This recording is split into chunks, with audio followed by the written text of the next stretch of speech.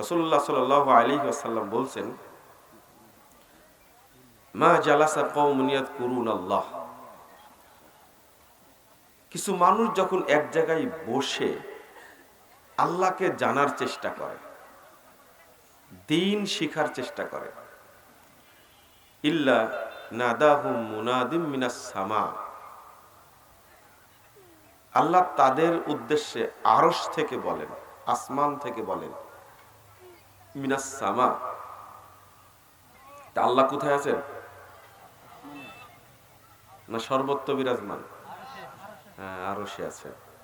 এই দেখেন, এই হাদিসটাও বলছে, ইল্লা নাদাহুম মুনাদিম মিনাস সামা, আল্লাহ আরশ থেকে তাদেরকে ডেকে বলেন, কুমু মাগফুরাল্লাকুম, তোমরা মাজলিসে এসেছিলে, বসে আলোচনা শুনছিলে, এখন চলে যাও, তোমাদের সবাইকে মাফ করে দেওয়া হয়েছে।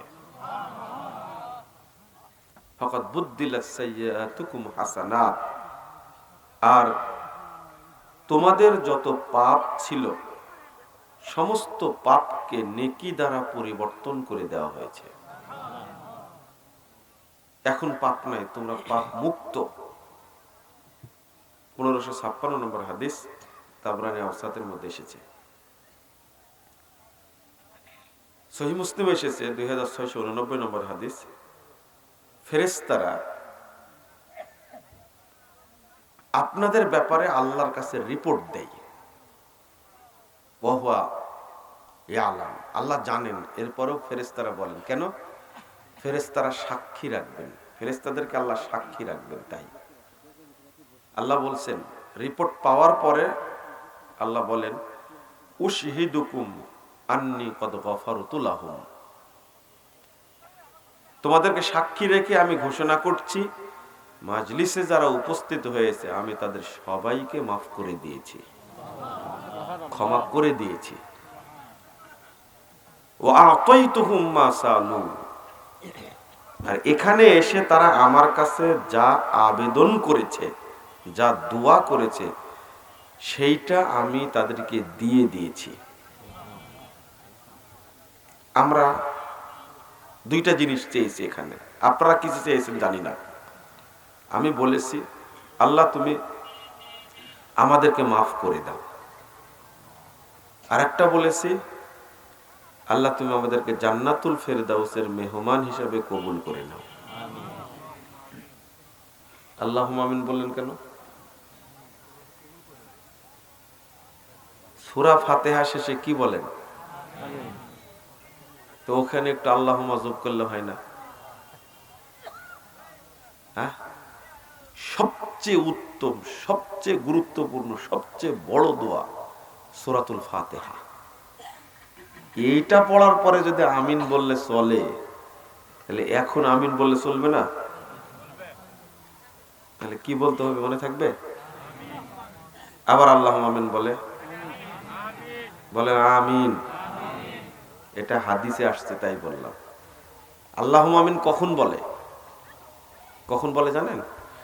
সালাম ফিরাই বলে আল্লাহুম্মা আমিন। কি বললো যে আল্লাহকে বলছে আল্লাহ কবুল করো, কিছু বলেই নি তো, বুঝেননি মনে হয় কথাটা। খেয়াল করেছেন আপনারা ভাষাটা? সালাম ফিরায়া আল্লাহুম্মা আমিন, আল্লাহকে কি বললো যে কবুল করো, বুঝেননি মনে হয় আপনারা।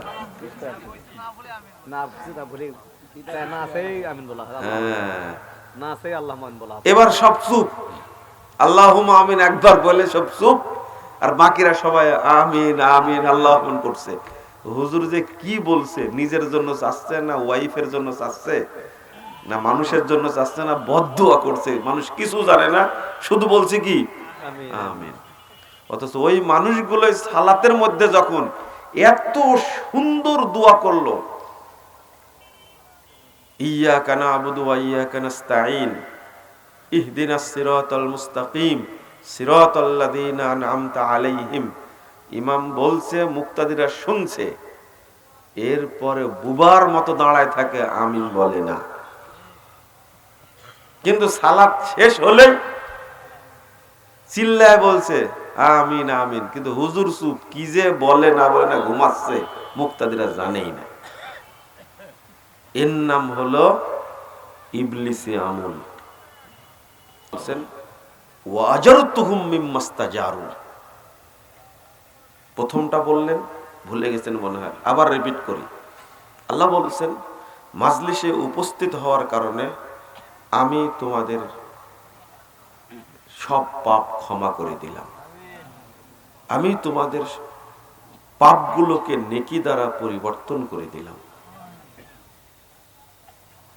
যা তোমরা আমার কাছে চেয়েছো আমি আল্লাহ তাদেরকে তাই দিয়ে দিলাম।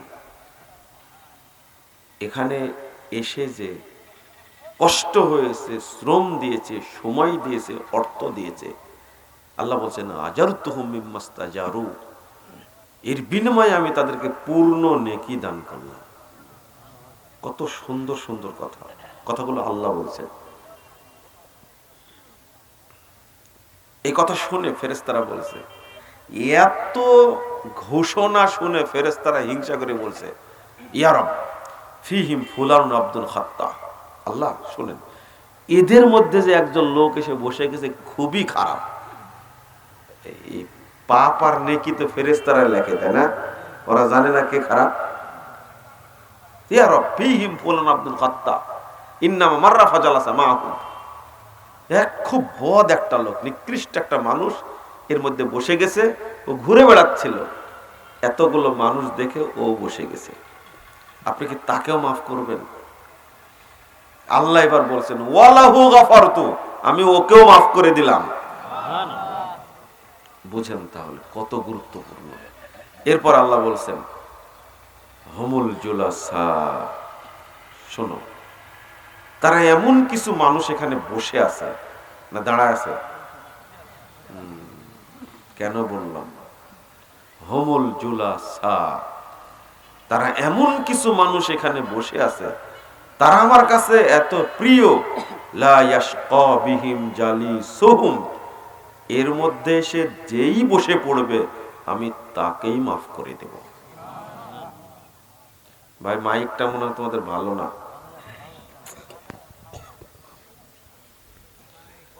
মাইক ভালো না হলে জীবন টেনে নেয় একবারে।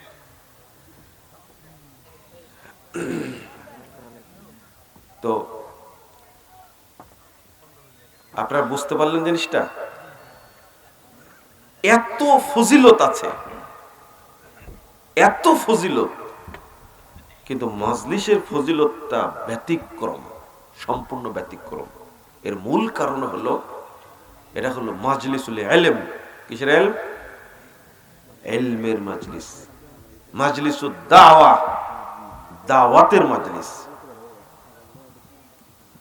এইজন্য ইলমটা আল্লাহর কাছে এত জরুরি,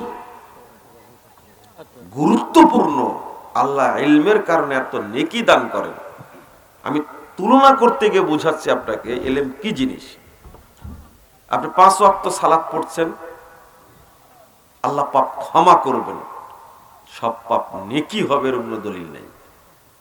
আপনি হজে যান, উমরা করেন, পাপ ক্ষমা হবে, সব পাপ নেকি হয়ে যাবে এরকম দলিল নেই। আপনি সিয়াম পালন করেন, সব পাপ ক্ষমা হবে, কিন্তু পাপগুলো নেকি হবে না, নেকি হওয়ার দলিল নাই।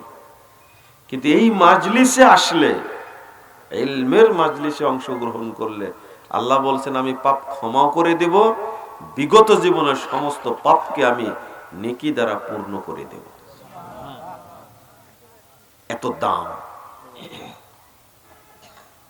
কিন্তু আমরা এই ইলমকে 5 পয়সা দাম দেই না। বরং যারা এই ইলম শিখতে চায়, এটা তো মাদ্রাসা, তাই না? যারা ইলম শিখতে চায়, জেনারেল শিক্ষিত মানুষগুলো তাদেরকে এত ঘৃণার চোখে দেখে, এত খারাপ চোখে দেখে, অধিকাংশই, সব মানুষের কথা বলবো না, অধিকাংশই। এর কারণ এরা অভিশপ্ত। রাসূলুল্লাহ সাল্লাল্লাহু আলাইহি ওয়াসাল্লাম বলছেন ইন্নাল্লাহ তাআলা ইউবগিযু কুল্লা আলিমিন বিদ-দুনিয়া জাহিলিন বিল আখিরাহ। নিশ্চয় আল্লাহ তাআলা প্রত্যেক ওই জ্ঞানীকে অভিশাপ দেন, গজব বর্ষণ করেন যারা দুনিয়া সম্পর্কে অভিজ্ঞ, দিন সম্পর্কে অজ্ঞ, মূর্খ। এরা আল্লাহর পক্ষ থেকে অভিশপ্ত মানুষ। নাউযুবিল্লাহ, আস্তাগফিরুল্লাহ। সে যেই হোক না কেন, আপনি এত ডিগ্রি নিয়ে কি করবেন? আপনি এখন পর্যন্ত পেশাব করতে জানেন না, পেশাব করতে জানেন না। আপনি বিসিএস ক্যাডার হয়ে সচিব হয়ে রিটায়ার্ড করেছেন। আমি নিশ্চিত আপনি পেশাব করতে জানেন না, আপনি ফরজ গোসল করতে জানেন না, আপনি অপবিত্রই থাকেন, কারণ আপনার মধ্যে দ্বীনি জ্ঞান নাই। আপনি প্রশ্ন করলেই বুঝতে পারি যে আপনি কত অজ্ঞ এ ব্যাপারে। এটা কিন্তু অভিশাপ।